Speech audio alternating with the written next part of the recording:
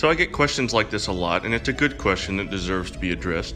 When I talk about students being allowed to pursue their own interests, people always ask me, well, don't you think that kids need to learn to read? Don't you think they need to learn their numbers and things like that? And the answer to that is, yes, of course I think they should learn those things. That's the job of the facilitator. That's why the facilitator is there, to understand the student's interests, sprinkle in little bits and pieces of things they need to know, and help them seek truth.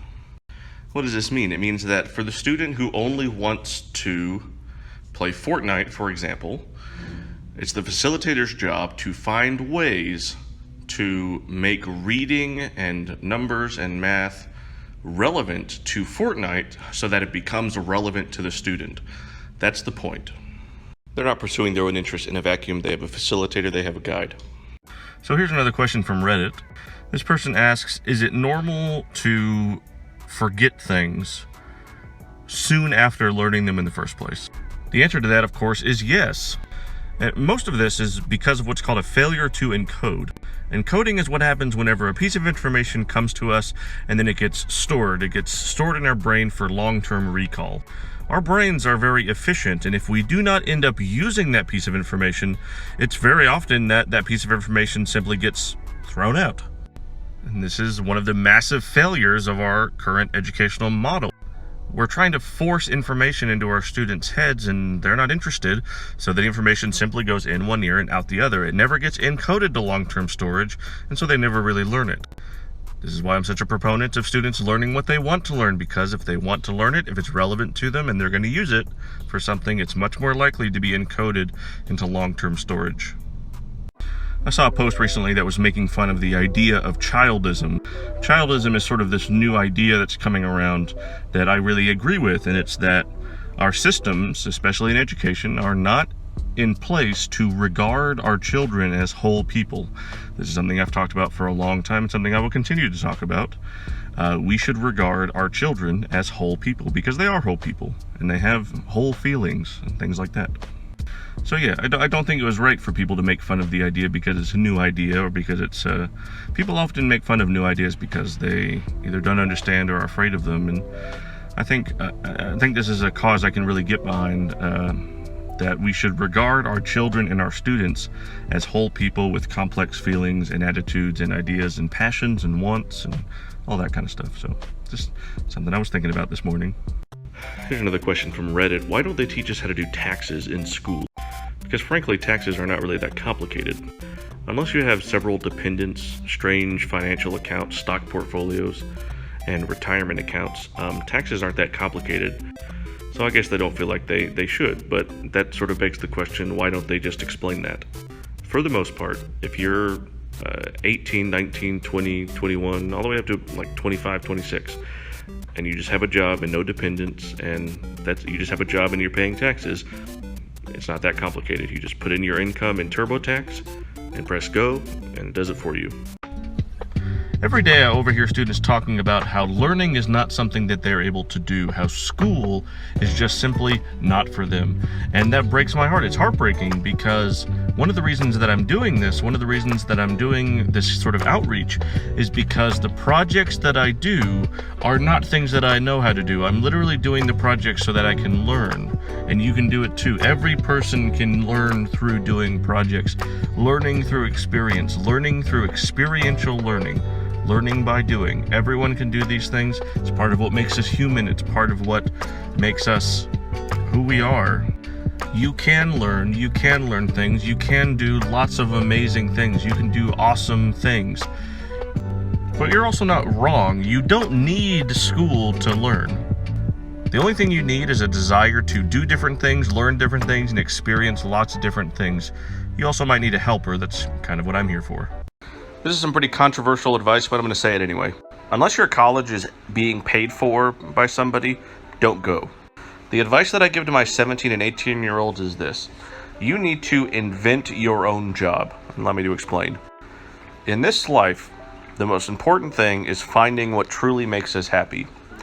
And for a lot of us, we assume, perhaps wrongly, that some job, if we can just get the right job, then we'll be happy.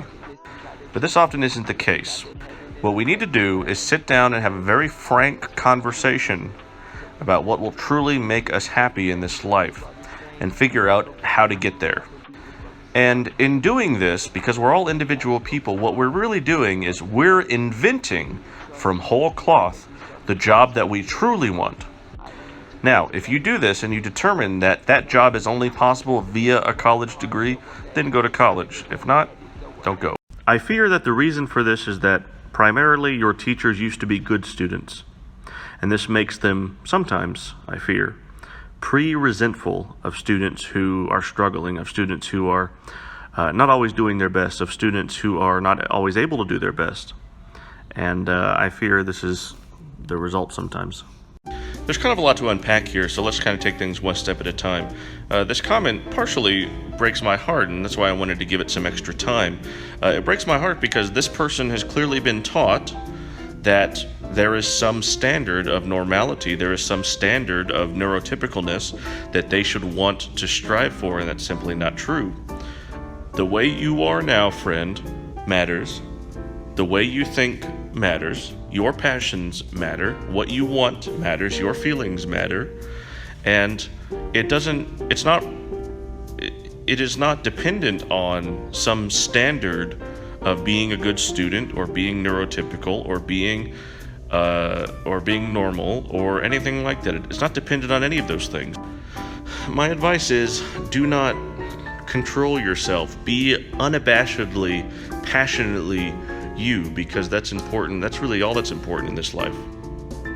Okay, so I have a bell curve here, and I'm going to use this to illustrate a point that I want to make. This represents any number of characteristics that human beings might share. It could be height, it could be weight, it could be IQ, it could be anything. Okay. Now, what the bell curve represents is that the majority of people fall within a certain range that is oriented around the average. We understand that people who fall well above the average and well below the average are not accommodated in society because the systems in place are only designed to accommodate people who fall within the middle, people who fall around the average. People on either end of the spectrum are basically labeled disabled. But it's my point of view that the only reason that these people are labeled disabled is because the systems in place are not robust enough to accommodate the full spectrum of human individuality. Because these people are just as much human as these people. It's becoming increasingly clear to the world and to me that this systemology, this model of looking at the world is basically an illusion, right? It's imaginary. The illusion of what it is to be normal is a fabrication. There really is no such thing as normal because all of these people have value, and in society they would be more valued if we valued different things.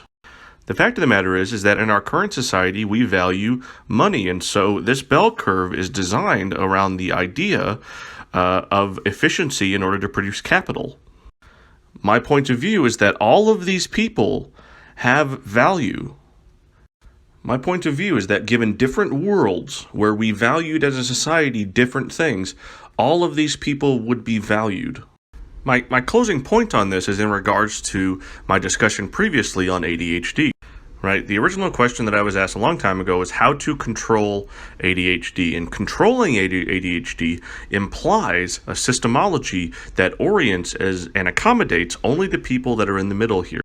Now, in my personal scenario, in my personal opinion, this is a fabrication.